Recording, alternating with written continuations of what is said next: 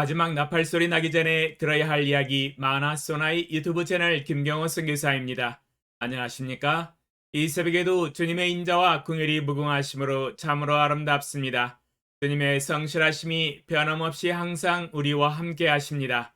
오늘도 하나님을 예배하며 하루를 시작합니다. 날마다 새벽에 하나님과 동행하며 갖는 경건의 시간의 축복을 함께 나누는 시간입니다. 또한 어제 배운 하나님의 말씀을 어떻게 생활과 삶의 현장과 인격에 적용하고 실천했는지 간증하는 시간입니다. 어제는 사무엘하 12장 7절로 14절을 통하여 죄를 지으면 일평생 죄의 쓴 열매를 먹게 된다는 교훈을 배웠었습니다.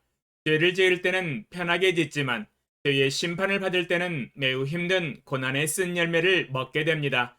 얻는 것보다는 잃은 것이 훨씬 많습니다. 아예 하나님과 사람 앞에서 죄를 안 짓는 것이 훨씬 낫습니다. 죄를 짓지 아니하고 죄악을 멀리하며 거룩한 삶과 경건한 삶을 사는 것이 만사 형통의 지름길입니다. 최근 저의 삶에서는 죄악을 멀리하고 오직 하나님과 하나님의 말씀을 가까이 하고 말씀을 선포하고 순종하는 간증을 계속해 나가고 있습니다. 약 2달간 제자의도에 대한 메시지 대본을 완성하지 못하였습니다. 성경 공부와 성경 읽기로 인하여 많이 지체되었습니다. 지금은 모든 일들이 마무리가 되어서 어제부터 다시 제자의도에 대한 메시지를 기도하는 가운데 준비하는 것을 적용하였습니다. 기도하는 가운데 성경 듣기 훈련에 대한 주제로 대본을 써내려갔습니다. 준비하면서 주의 성령님께서 가르쳐 주신 것은 역시 저의 유튜브 방송의 제1목표가 제자의 도라는 것을 확신시켜 주셨습니다. 하나님이 저를 제자로 불러주시고 평생을 제자로서 훈련하며 주님을 따라왔으며 또한 제자를 삼아 가르쳐 지켜야 하는 일에 헌신하면서 살아왔습니다. 역시 하나님이 저를 세워주신 목적대로 제1목표가 제자 훈련에 초점을 맞춰야 한다는 것이었습니다. 목사님 설교 듣는 것은 너무 쉬운 일입니다. 그러나 말씀을 듣는다고 순종하는 것은 아니기 때문에 제 자신이 맡은 제자 훈련의 사명은 매우 중요하다는 것을 다시 한번 절실하게 깨달았습니다. 이 땅에 살아가는 모든 그리스도인들이 주님의 제자의 도를 따라서 순종하며 지켜 행할 때까지 하나님의 말씀을 선포하고 제자 훈련의 본을 보여나갈 것을 하나님 앞에서 헌신하며 기도하였습니다. 요즘 1년 중에 해마늘이 나올 때입니다. 마늘이 가장 싱싱하고 가장 저렴할 때입니다. 대량으로 재배되어서 나오기 때문입니다. 저희 집은 지금처럼 해마늘이 나올 때 대량으로 구매하여 유리병에 간장 식초로 재워두고 1년 내내 먹습니다. 이마트에서 크고 싱싱한 햇마늘을 저렴하게 세일한다고 해서 걸어가서 세 부대를 사왔습니다. 간 김에 50% 세일하고 있는 우유도 6팩을 사왔습니다. 그랬더니 큰 배낭으로 등에 짊어지고 시장 가방을 오른손 왼손에 들고 왔는데 얼마나 무겁던지 어깨가 떨어져 나갈 정도였습니다. 군대에서도 행군할 때 완전 군장을 매면 2-30kg의 무게인데 꽤 무겁습니다. 그런데 어제는 이것보다 더 무거웠던 것 같습니다. 저희 집에서 이마트까지 왕복으로 2시간 반이 걸리는데 걸어서 우유와 마늘을 메고 오른손 왼손으로 들고 왔더니 너무 힘들었습니다. 집으로 돌아오다가 5번을 쉬면서 겨우 집으로 올 수 있었습니다. 무거운 짐을 들으면서 주님의 말씀이 생각이 났습니다. 마태복음 11장 28절로 30절 수고하고 무거운 짐진 자들아 다 내게로 오라. 내가 너희를 쉬게 하리라. 나는 마음이 온유하고 겸손하니 나의 멍에를 메고 내게 배우라. 그리하면 너희 마음이 쉼을 얻으리니 이는 내 멍에는 쉽고 내 짐은 가벼움이라 하시니라. 마태복음 11장 28절로 30절에 기록된 수고하고 무거운 짐진 자들아 다 내게로 오라. 내가 너희를 쉬게 하리라는 주님의 음성과 말씀이 큰 힘이 되었습니다. 지금 내가 지고 가는 무거운 짐을 주님께 맡겨드리고 주님을 따른다면 얼마나 쉽게 주님을 따를 수 있겠는가 생각이 되었습니다. 저의 어깨에 메어져 있는 짐이 이제는 짐이 아닙니다. 왜냐하면 주님께 맡기고 위탁드렸기 때문입니다. 저는 단지 예수님의 멍에를 메고 주님을 배우고 따르며 순종하면 되기 때문입니다. 여러분도 어깨에 메어져 있는 무거운 짐과 부담감을 주님께 내려놓으시고 예수님의 멍에를 메십시오. 정말 평안하고 단순하고 쉬운 인생의 길을 걸어가는 비결입니다. 그러면 오늘 새벽에 하나님과 동행하며 가졌던 경건의 시간의 교훈과 축복과 적용사항을 함께 나누겠습니다.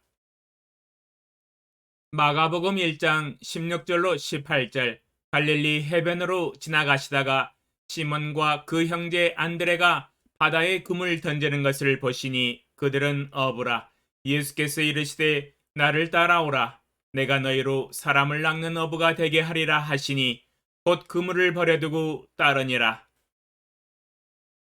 주제: 생계가 중요한가 아니면 주님이 더 중요한가? 묵상 내용: 갈릴리 해변에서 바다에 그물을 던지면서 하루하루 생계를 이어나가는 어부가 있었으니 시몬과 그 형제 안드레입니다.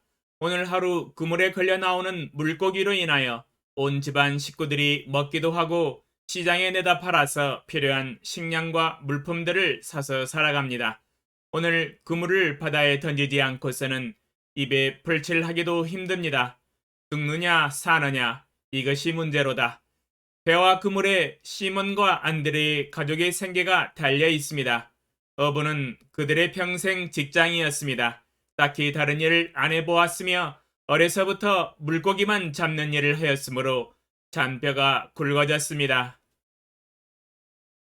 그러나 아무리 전문가라도 밤새도록 그물을 던져도 안 잡힐 때는 다른 뾰족한 방법이 없습니다.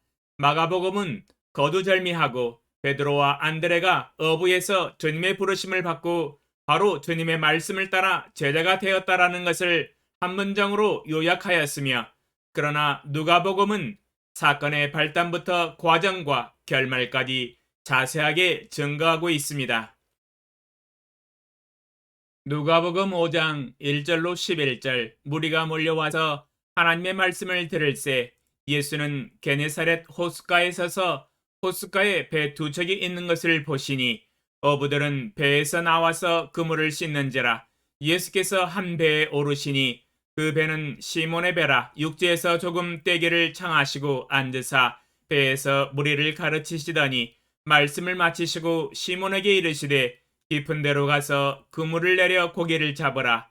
시몬이 대답하여 이르되 선생님, 우리들이 밤이 새도록 수고하였으되 잡은 것이 없지만은 말씀에 의지하여 내가 그물을 내리리이다 하고, 그렇게 하니 고기를 잡은 것이 심히 많아 그물이 찢어지는지라.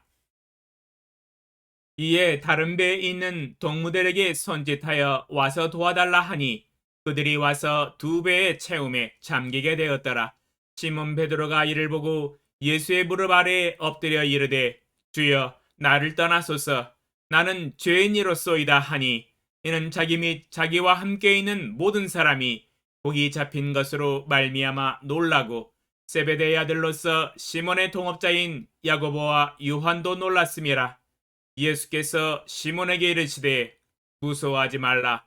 이제 후로는 내가 사람을 취하리라 하시니 그들이 배들을 육지에 대고 모든 것을 버려두고 예수를 따르니라. 누가복음 5장에서 증거하고 있는 것은 물고기 잡는 일에는 어느 누구보다도 더 잘할 수 있다고 자부심을 가지고 있었던 베드로였었는데, 전날 밤새도록 그물을 던졌는데 물고기 한 마리도 못 잡았습니다. 체면 완전히 구겼습니다. 어디 가서 어부라고 명함도 못 내밀 정도입니다. 그래도 한 마리는 잡았어야 하는데 말입니다.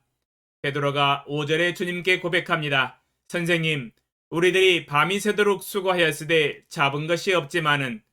여러분, 밤새도록 그물을 던졌는데 물고기 한 마리도 못 잡으면 힘이 완전히 쭉 빠져버립니다.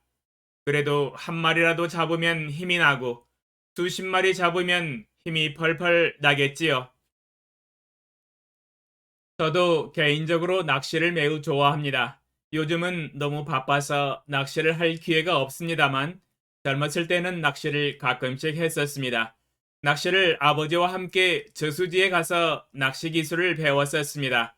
대학교 여름방학 때 혼자 저수지에 가서 낚시를 한 적이 있었습니다. 그런데 1시간이 지나고 두세 시간이 지나도 물고기 한 마리도 못 잡았을 때 오는 그 실망감과 허무감은 이루 말할 수가 없습니다.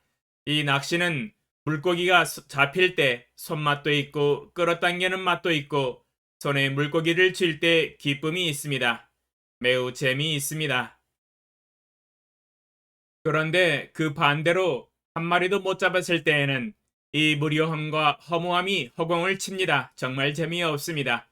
기다리는 것도 한두 시간이지 3시간 동안 허탕을 치면 정말 재미없습니다. 낚시는 생계를 위해서 하는 것이 아니라서 그 정도의 실망감으로 끝나지만 생계를 위해서 죽느냐 사느냐의 의미를 두고 그물을 던지면 이건 3시간이 아니라 12시간 내내 밤새도록 그물을 던지고 다시 들어올리고 수십 번, 수백 번 반복해서 하면 그 실망감과 허무감과 피로감은 이루 말할 수 없습니다. 이미 베드로는 밤새도록 너무 긴 시간을 피로와 실망으로 지친 상태였었습니다.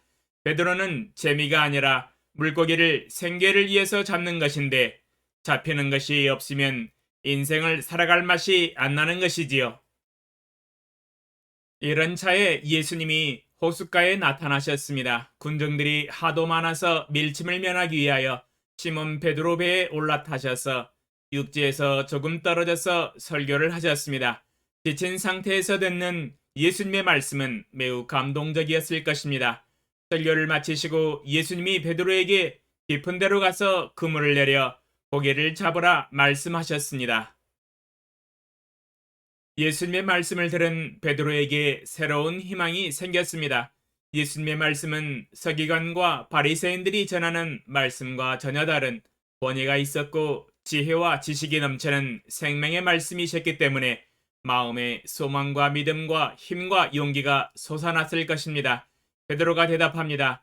선생님, 우리들이 밤이 새도록 수고하였으되 잡은 것이 없지만은 말씀에 의지하여 내가 그물을 내리리이다. 예수님의 권위의 말씀을 의지하여 배를 깊은 데로 노를 저어 가서 그물을 던졌습니다. 이게 웬일입니까? 기적 같은 일이 일어났습니다. 밤새도록 한 마리도 못 잡았었는데 그물이 찢어질 정도로 물고기가 잡혔습니다. 베드로 평생에 이렇게 많이 잡아보는 것은 일도 없었습니다. 난생 처음입니다. 아이고 놀래라. 옆에 다른 배에 있는 동무들에게 손짓하여 와서 도와달라 하여 그물을 정리해보니 베드로 배만 가지고는 채우지를 못했습니다. 2배에 채웠는데도 잠기게 될 정도였습니다. 얼마나 많이 잡았길래요. 살다 보니 이런 일도 보게 되네요. 눈을 의심할 정도입니다. 그러나 살을 꼬집어 보면 생시가 맞습니다. 베드로가 생각합니다. 내 앞에 계신 분이 하나님이시다. 하나님이 아니시고서야 어찌 이런 일이 일어날 수 있겠는가? 밤새도록 그물을 던졌지만 허탕만 쳤었는데 예수님의 말씀에 의지하여 순종하였더니 그물이 찢어질 정도로 많이 잡아서 2배에 넘쳐서 잠길 정도가 되었으니 깜짝 놀랐습니다. 베드로가 고백합니다. 주여, 나를 떠나소서. 나는 죄인이로소이다. 전지전능하신 하나님 앞에서 자신이 죄인인 것을 인정하고 고백합니다. 주 예수님이 말씀하십니다. 무서워하지 말라. 이제 후로는 내가 사람을 취하리라. 나를 따라오라. 내가 너희를 사람을 낚는 어부가 되게 하리라. 전지전능하신 주 예수님이 베드로를 제자로 부르십니다. 배와 그물을 버려두고 주 예수님을 따르라 하십니다. 사람을 취하며 사람을 낚는 어부가 될 것이라고 약속하십니다. 이제 너는 평생 물고기 잡고 있을 사람이 아니라는 것입니다. 물고기보다 더욱 귀한, 천하보다 더욱 귀한 영혼을 구원시키고 사람을 낚을 것이라고 약속하고 계십니다. 물고기 하루 잡아서 하루 생계를 이어나가는 것도 중요하지만 전지전능하신 주 하나님이 제자로 부르시는데 어찌 물고기 잡는 일에만 얽매일 수 있겠습니까? 밥 먹고 사는 것도 중요하지만 밥 먹는 것보다 더 중요한 영혼을 구원하는 일에 사용할 터이니 주 예수님을 따르라고 하십니다. 생계가 중요한가 아니면 주님을 따르는 것이 더 중요한가? 베드로는 곰곰이 생각하고 판단하였습니다. 당연히 주님을 따르는 것이지요. 베드로는 머릿속에 결정하고 마음에 결단하여 배와 그물을 버려두고 주님을 따랐습니다. 가장 올바른 선택을 하였습니다. 베드로 인생의 가장 위대한 결정이었습니다. 하나님의 부르심에 즉각 응답하였습니다. 주님을 따르면 먹을 것과 입을 것과 마실 것과 잠잘 것을 해결해 주시지 않겠습니까? 베드로가 믿음으로 순종하여 주님을 따르는데 어찌 주님이 의식주를 해결해 주시지 않겠습니까? 그물 한 번 던지면 물고기가 2배에 가득하게 채울 수 있도록 도우시는 전지전능하신 하나님이신데 무엇이 걱정입니까?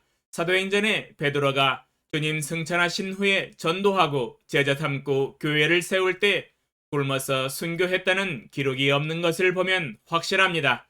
주님이 의식주를 해결해 주신 것이 맞습니다. 우리의 삶에서도 주님이 우리로 하여금 주를 따르는 제자로 부르십니다. 그러므로 우리는 먼저 우선순위로 주님을 따르는 제자가 되어야 되지 않겠습니까? 적용사항. 주여, 베드로가 만약 오직 생계를 연명하기 위하여 물고기와 양식을 추구하고 살았더라면 주님의 부르심을 거절했을 것입니다. 주여, 저는 가족들의 먹을 것과 입을 것을 챙겨야 합니다. 제가 없으면 모두 굶어 죽을 판입니다. 주여, 저를 제자로 불러주시는 것은 감사한데 거절해야 할 것 같습니다. 물고기 잡고 밥 먹고 살기도 힘든데 어떻게 주님을 따릅니까?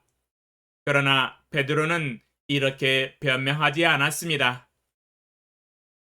주 예수님이 베드로를 제자로 불러주시고 이제는 물고기 잡을 인생이 아니다. 이제는 사람을 낚는 어부가 되어서 사람을 취할 것이다. 비전과 약속을 제시해 주실 때 주님이 약속하신 대로 영혼을 구원하는 당신의 종이 되겠습니다 하는 마음과 결단으로 배와 그물을 버려두고 주님을 즉시로 따랐습니다. 위대한 믿음의 결단입니다.